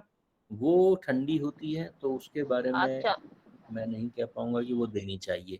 हाँ, गर्मियां हैं, मई जून में बच्चा हुआ है तो दी जा सकती है जी। आचार्य जी, जो दूध देते हैं वो क्या, जैसे कई औरतें करती हैं पानी का मिला के दे देती, कई बोलते हैं नहीं पानी वाला दूध नहीं देना चाहिए बच्चा को, ऐसा कुछ है? नहीं, ऐसा तो कुछ नहीं है। ये है कि दूध वायु बनाता है, तो इसलिए समस्या वही है कि दिन में नहीं देते, वायु बनेगा। बहन जी, आपको तो पता होना चाहिए ना, 5-10 दिन तक तो हलवा ही देते हैं, पेट भी सेकता है उससे जी। और अच्छा रहता है। जो और घी, दूध में घी डाल के ही देते रात को। जो सूजी का हलवा होता है, ये बहुत अच्छा होता है पेट के लिए। अगर कहते हैं, राजीव दीक्षित जी की एक वीडियो सुन रहा था मैं, तो वो कह रहे थे जिसका पेट का ऑपरेशन हुआ हो ना, उसे भी अगले दिन सूजी का हलवा दिया जा सकता है। तो बिल्कुल ये सिकाई भी करता है, गर्माहट भी देता है। बिल्कुल सही कह रही है माता जी। आचार्य जी, बेसन का हलवे के बारे में क्या? हाँ, वो भी बहुत अच्छा है, बिल्कुल वो भी दिया जा सकता है। ठीक है। आचार्य जी, प्रतिदिन जो हवन करते हैं उसमें कम से कम घी की मात्रा कितनी होनी चाहिए? 50 ग्राम तो हो। अच्छा, और गाय का घी ना मिले तो कोई अन्य घी से भी कर सकते हैं? कोई अल्टरनेटिव ही नहीं है इसका। अगर गाय का घी नहीं मिले तो यज्ञ ही मत करो, यही अल्टरनेटिव है। यज्ञ कर दिया आपने अगर जर्सी गाय के घी से, भैंस के घी से, तो याद रखना घर बीमारियों का अड्डा बन जाएगा। तो अगर घी नहीं है तो मैं कहता हूँ मत करो। हमारे घर में एक टाइम घी होता है, एक टाइम यज्ञ होता है। पहले मेरे पिताजी दो टाइम करते थे पतंजलि के घी से। अब मैंने उन्हें अपना जो बनाते हैं वो देना शुरू किया, वो महंगा पड़ता है, तो हम एक टाइम करते हैं। पर करना अच्छे घी से है। अशुद्ध घी से करोगे तो बीमारियां फैलेंगी। तो घी का कोई अल्टरनेटिव नहीं है।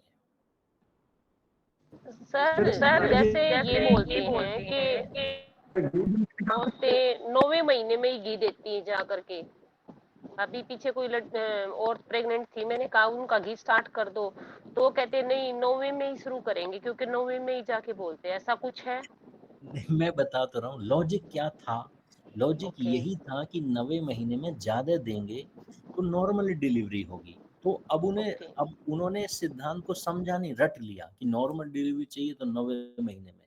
पर मुझे बताओ बहन जी, घी तो सारे शरीर में स्निग्धता पैदा करता है, ठीक है ना, लचीलापन देता है, ताकत देता है, डाइजेशन को इम्प्रूव करता है। तो ये 9वें महीने में नहीं, ये तो शुरू से लेना है। तो ये कैसे लेना है? हर दिन घी की मात्रा, हर महीने घी की मात्रा को बढ़ाते जाना है।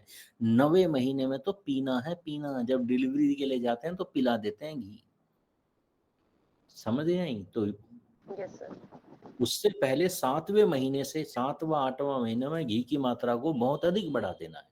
लगभग 100 ग्राम घी महिला पीना शुरू करे 7वें 8वें महीने से। मतलब 100 ग्राम सुबह से लेकर रात तक शरीर में जाना ही चाहिए, मिनिमम 100 ग्राम है। और सर, जो जैसे आपने बताया कि दिन में दूध नहीं देना, बच्चा को दूध नहीं देना, दिन में तो देना ही नहीं है। तो दिन में के टाइम जैसे भूख लगती है तो उन्हें दूध में पत्ती वगैरह डाल के दे सकते हैं या क्या दे सकते हैं उस टाइम पे? हाँ, सौंफ डाल के गर्मियां हैं तो, है ना, नहीं तो सौंठ डाल के, क्योंकि अगर बच्चा हो चुका है तो हमें गर्म चीजें देनी है, तो सौंठ डाल के आप दिन में दे सकती हैं। अगर ज़्यादा ज़रूरत है, भूख लग रही है तो दिया जा सकता है। दिन में दूध नहीं पचता और वायु बनाता है, तो उसके अल्टरनेटिव क्या है कि सौंठ डाल के पका लिया जाए। बहन जी, एक हफ्ते तक है ना गर्म चीज इसलिए देते पेट साफ हो जाए, अच्छा रहे। गर्म चीजों का ही प्रयोग करते ज्यादातर। जी।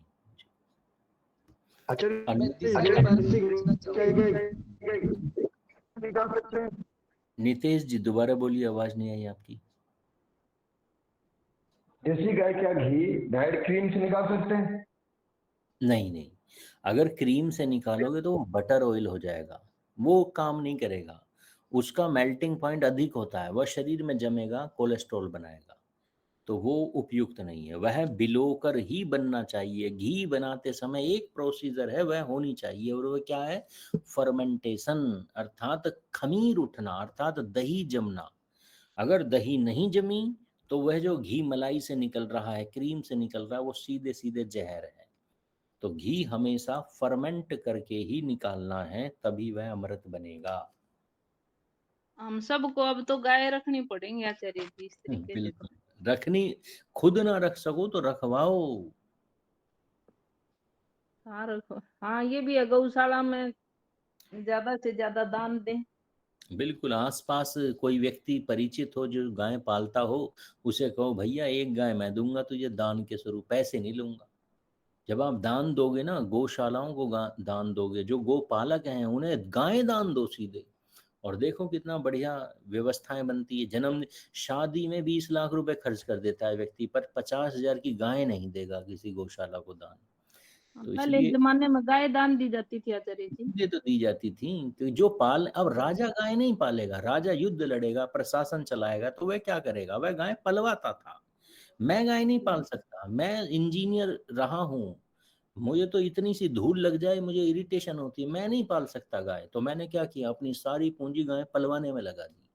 मैंने उन लोगों को हेल्प करी जो गाय पालते हैं। मैं कहा तुम पालो और मुझे ये प्रोडक्ट बना के दो, बस शर्त मेरी होगी, नियम मेरे होंगे, जगह तुम्हारी होगी, धन मेरा होगा, व्यवस्थाएं तुम्हारी होगी, मैं पलवाता हूँ। सिंपल, पलवाओ, पलवाना शुरू करो। ठीक है, एक गाय हम भी बंधवा देते हैं आचार्य जी वहाँ। हाँ बिल्कुल, यहाँ क्यों बंधवा रहे हो? अपने घर के पास बंधवाओ ताकि आपको लाभ हो। कोई धार्मिक सा किसान अरे हो, अपने गांव में कोई ऐसा देख लो जिसको दूध की जरूरत हो, अपने लिए काम करे, अपने लिए घी बना दे, उनको दूध मिल जाए। बिल्कुल मिल जाएंगे ऐसे लोग। ढूंढना पड़ेगा ऐसा भी। जी ढूंढिए। अच्छा, गुरुजी कोई गुरुजी एक प्रश्न है। जी मनु गुरुजी जब बच्चा मतलब माँ के अतिरिक्त जो दूध पिएगा उसमें क्या हम जर्सी गाय का दूध दे सकते हैं बच्चे को? हाँ ये भी इम्पोर्टेंट है, समझ लीजिए। वैसे तो मैं बता दूं, 6 महीने तक माँ का दूध ही इतना होता है कि अलग से दूध देने की जरूरत नहीं पड़ती। ठीक है, उसके बाद जरूरत पड़ेगी, या फिर कोई कंडीशन ऐसी हो जिसमें माँ को दूध ना आ रहा हो, तब आयुर्वेद कहता है सिर्फ देसी नस्ल की गाय का दूध ही सुपाच्य है, वह भी पानी मिलाकर। यानी कि गाय का खालिश दूध भी दोगे तो वह भी छोटा बच्चा नहीं पचा सकता, पानी मिलाकर दिया जा सकता है। बाय चांस गाय ना हो अवेलेबल तो क्या करो? तो आयुर्वेद कहता है इस कंडीशन में बकरी का दूध दिया जा सकता है, वह फिर भी ठीक है, पर भूल से भी भैंस का दूध और जर्सी गाय का दूध मत दे देना। ठीक है जी। और सर आजकल तो पाउडर वाला देते हैं डिब्बा बंद, उस पर ध्यान से पढ़ना। एक चीज लिखी होगी, अगर वो दिख जाए तो समझ लो आप अपने बच्चों को जहर दे रही हो। उस पर लिखा होता है मेलामाइन। सोचो, मेलामाइन प्लास्टिक है, अपन पैदा हुए बच्चे को प्लास्टिक खिला रहे हो। अभी सर 2 महीने पहले मेरे पास आती थी वो लेडी, उसको बच्चा हुआ, बेटा हुआ, उसको दूध ही नहीं आया। तो फिर मैं जैसे मिलने गई, मैंने कहा दूध नहीं आता तो क्या कर रहे हो? फिर कहते दूध तो इसको आया ही नहीं, ये वीक थी, खाती नहीं थी। और फिर कहते, मैंने कहा क्या पिलाते क्या हूँ? फिर मैंने कहा गाय का दूध क्या? कहती नहीं वो तो पछता ही नहीं, डिब्बा बंद पिलाते। मैंने कहा क्यों, नाश करने पे तुले हो, पहले इसको योगा करवाया है, अब वो जितनी ब्रीदिंग प्राणवायु जाए थी उसको भी निकालने पे तुल गए तुम, उसको फिर मिलवा के, मैंने कहा पानी मिला के दे दो सौंफ डाल के, तब उन्होंने शुरू किया है। जी ये हाल है इनका सबका। अन्य गुरुजी कोई प्रश्न ये है कि जर्सी गाय को क्या देसी गाय की श्रेणी में नहीं रखा गया है? और दूसरा यह है कि क्या जर्सी गाय का दूध क्या कोई युवा के लिए हानिकारक है? देसी गाय अलग है, जर्सी गाय अलग है। इसका एक साइंस है, वो समझ लीजिए। जर्सी गाय की कमर बिल्कुल सीधी होती है, इसके पेट में हिस्टिडाइन नामक एक अमीनो एसिड बनता है जो गाय के दूध को जहरीला बना देता है। देसी गाय की कमर उठी हुई होती है, कुबड़ निकला होता है, इसके पेट में प्रोलाइन नाम का एक अमीनो एसिड होता है जो गाय के दूध को अमृत बना देता है। तो इसलिए दोनों गाय अलग हैं।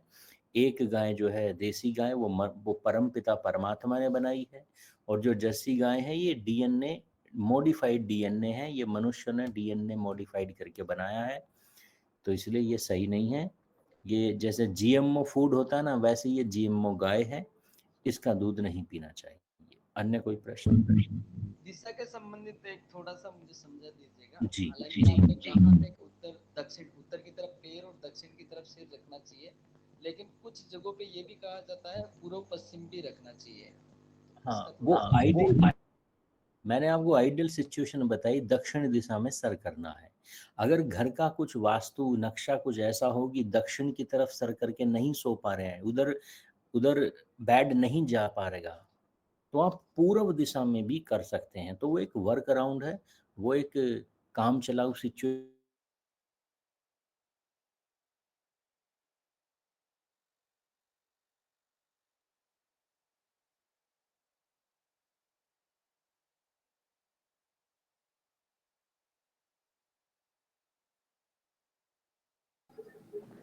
सर गोत्र वाला कॉन्सेप्ट क्लियर करोगे एक बार, जैसे पिता का ही गोत्र क्यों लगाया जाता है? आजकल लड़कियां बड़ी बोलती है इस बात पे कि आजकल तो वो अपना भी गोत्र साथ में रखती हैं, ऐसा कुछ बोला जाता है।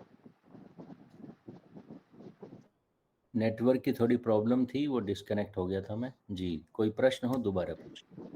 सर मैं ये कह रही थी एक बार वो क्लियर करोगे दोबारा से, जो पिता का ही गोत्र संतान के साथ क्यों लगा जाता है? आजकल लड़कियां शादी के बाद देखने में आ रहा कि वो पति का गोत्र नहीं लगा के खुद का गोत्र आगे चलाने की सोचती है, मतलब लाइक एज डोमिनेटिंग नेचर कह सकते हैं हम। भाई आजकल जो देखने में आ रहा सोसाइटी में वो ये आ रहा कि क्यों लड़के क्या अलग से होते हैं, हम ऐसा क्यों नहीं कर सकते हैं, ऐसा क्यों नहीं, वो क्या मतलब उन्हें कैसे डील किया जाए?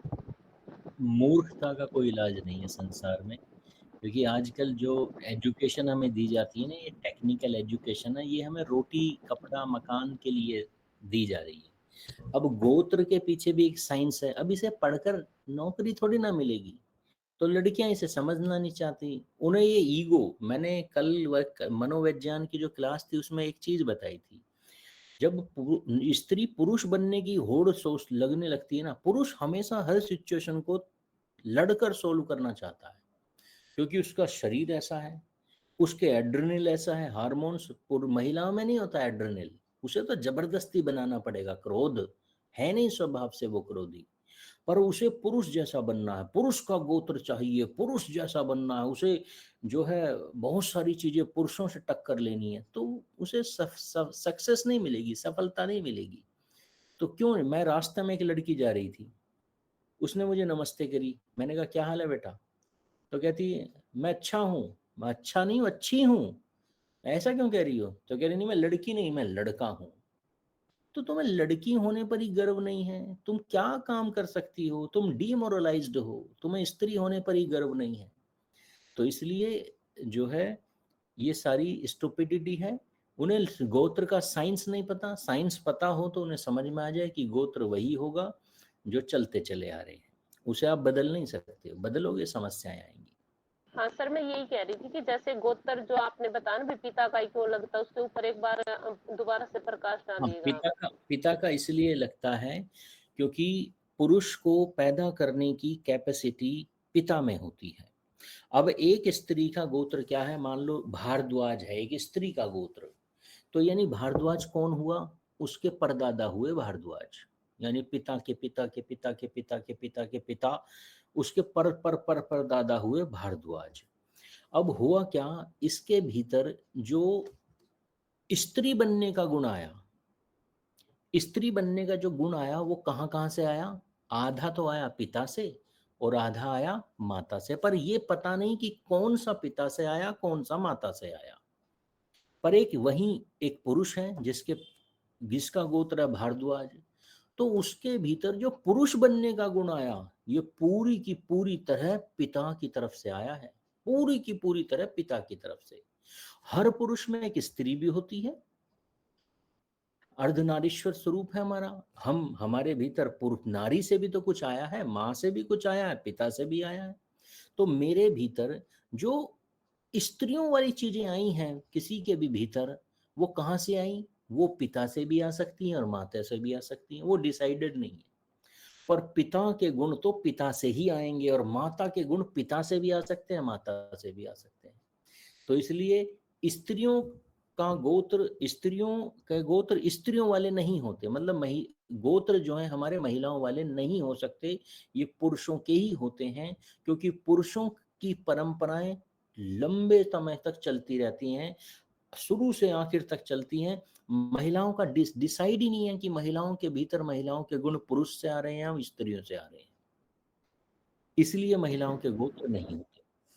गुरुजी घर सर इसमें एक गलती हम माताएं भी करती हैं, जो आजकल की माताएं हैं, हम बेटी को बेटा हम बोलते हैं, बेटा बेटी एक समान, ठीक है मानते हैं बेटा बेटी एक समान उनकी परवरिश, परंतु हम शुरू से ही, इवन मैं अपने से भी लगाती हूँ, जो मैंने आपके इससे सीखा कि हम बेटी को बेटा ही बोल देते हैं, जैसे अभी आपने एग्जाम्पल दिया, गलत है हम ये। बेटी को बेटा बोल देते हैं कि हाँ बेटा ऐसे है, बेटा ही निकलता है मुंह से, क्या वो गलत है ना? बिल्कुल गलत है। हम सम्मान के रूप में बोलते हैं, बट वो फिर हैबिचुअल हो जाते हैं। मैं अपनी बेटी से ही लगाती हूँ, कई बार मैं बेटी, एक आध बार मैंने कोशिश की बेटी बोलने, कहती मम्मी ये क्या बेटा बेटा बोलते थे आजकल अब बेटी बोलने लग गए हो आप।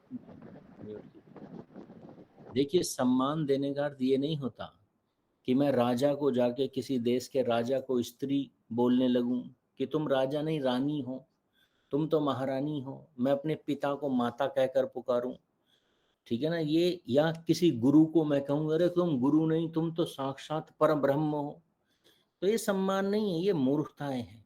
सम्मान होता है यथा योग्य व्यवहार। तो पिता को पिता की तरह व्यवहार, पुत्री को पुत्री की तरह व्यवहार, इसे कहते हैं सम्मान करना। तो सम्मान दोनों का है, स्त्री का भी है पुरुष का भी है, पर पुरुष के साथ पुरुषों जैसा व्यवहार करोगे तो सम्मान है, स्त्री के साथ स्त्री जैसा व्यवहार करो। स्त्री सौम्य है, तुम उसके साथ लड़ नहीं सकते, अरे वो लड़ने की वस्तु नहीं है। और पुरुष कठोर है, पत्थर है, तुम उसे स्त्री जैसा व्यवहार नहीं कर सकते, तुम्हें उसके साथ युद्ध करना पड़ेगा, संघर्ष करना पड़ेगा, और पुरुष संघर्ष के लिए तैयार रहता है। तो दोनों की साइकोलॉजी, दोनों का मनोविज्ञान अलग अलग है। तो स्त्री को स्त्री ही रहने दो, पुरुष को पुरुष रहने दो, सिंपल सा सिद्धांत है। गुरुजी ऐसा सुना है कि जब ये 9 महीने होते हैं तब एकांत में ही महिला को रहना चाहिए और बाहर का कोई व्यक्ति का भी परछाया नहीं पड़ना चाहिए, यानी जो जिसको देखेगा उस टाइप का उसका प्रभाव पड़ेगा, क्या ये बात सही है?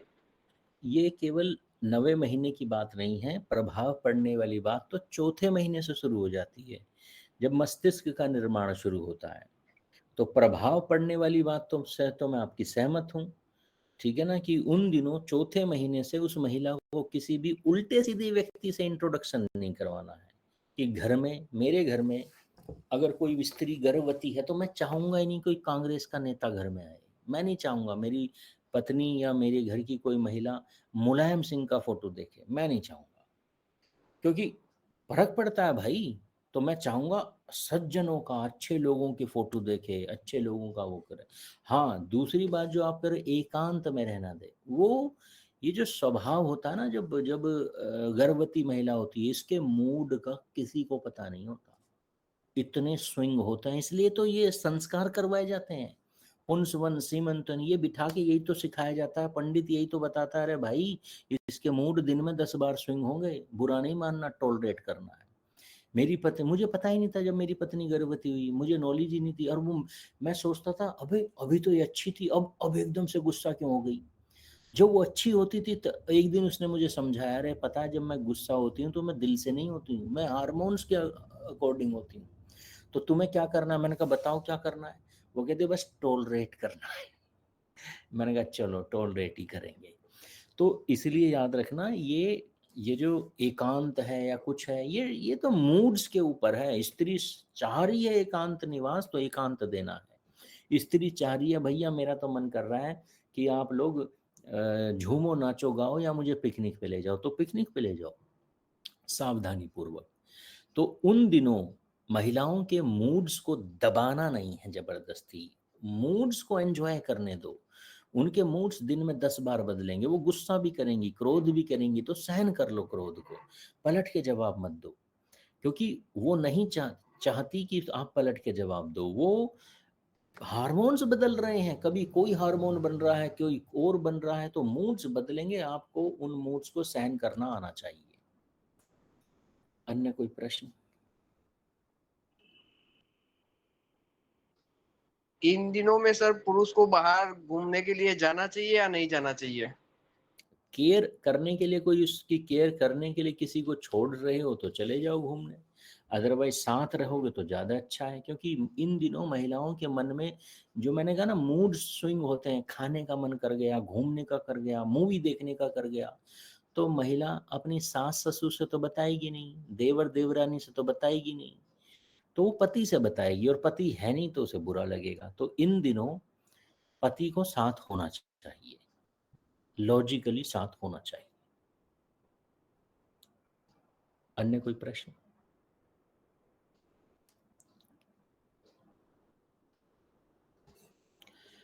आइए फिर इस मीटिंग को समाप्त करते हैं।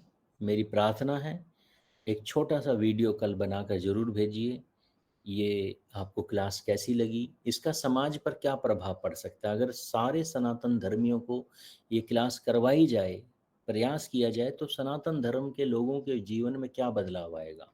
कुछ इस तरह के विचारों के साथ मैं चाहूँगा एक छोटी सी वीडियो बनाकर भेजें। आप ये वीडियो भेजते हैं तो मेरे ऊपर उपकार नहीं करेंगे, सनातन धर्म पर आपका उपकार होगा। इस आशा के साथ इस मीटिंग को समाप्त करते हैं। फिर भी किसी के कोई प्रश्न रह गए हों तो कल दिन में फ़ोन करके आप अपने प्रश्नों के उत्तर मुझसे जान सकते हैं, पूछ सकते हैं। आचार्य जी दिन में क्या समय रहेगा? 10 बजे के बाद आप कभी भी फ़ोन कर सकते हैं। ठीक है आचार्य जी। जी, मेरा नंबर उम्मीद है आप लोगों प्रणाम आचार्य जी। बहुत अच्छे से समझाया आपने, और ये बातें हमें उन बातों में से निकले हुए हैं, पता है, लेकिन आजकल के बच्चे नहीं सुनते इन बातों को। उनको सुनाना पड़ेगा, पढ़ाना पड़ेगा। कॉपी पेन लेके बैठे हैं, लिखा है, जितना पढ़ेंगे उतना अच्छा है। जी जी जी बिल्कुल, ये मेरा फ़ोन नंबर है, स्क्रीन पर मैंने शेयर कर रखा है, तो यहाँ से फ़ोन नंबर आप मेरा नोट कर लीजिए। कल दिन में 10 बजे के बाद आप मुझे फ़ोन कर सकते हैं। नमस्ते आचार्य जी। एक बस अंतिम सवाल था। जी जी जी। आपसे मैं काफ़ी लोगों को जोड़ कर रहता हूँ, जितने मेरे ग्रुप्स हैं सब में मैं पोस्ट करता रहता हूँ, लेकिन कुछ लोग कई बार होते हैं कि उन्हें समझाना थोड़ा मुश्किल रहता है कि वो बोलते हैं कि नहीं भाई ये तो ऐसी चीज़ें होती हैं और इतना टाइम भी नहीं है, और ये सब चीज़ों में क्या लगा रहता है, स्टेप से रहता है। अब उनको ना, मतलब मुझे तो बहुत अच्छी तरह से पता है कि बहुत ज़रूरी है, लेकिन उनको थोड़ा समझाने के लिए मैं कोशिश करता हूँ। मेरा कुछ और भी हो सकता है कि क्या उनके साथ करना चाहिए? देखिए, एक टेक्निकली एक चीज़ होती है, अगर एक तरीके से कोई रिजल्ट नहीं मिल रहा है तो तरीका बदलिए। हाँ जी, हाँ जी। तो तरीका बदलिए, सोचिए कोई और तरीका, कोई और लॉजिक सोचिए, कोई और तरीके से फाइंड आउट कीजिए। करना तो है ही, रुकना तो है ही नहीं। हाँ हाँ, नहीं बिल्कुल, मैं तो पूरी कोशिश करता हूँ। प्रोसीजर बदलना पड़ेगा। हाँ, ठीक है आचार्य जी। आइए विदा लेते हैं। सभी को शुभ रात्रि, सभी को जय श्री राम। शुभ रात्रि जी, जय श्री राम। जय श्री राम। प्रणाम।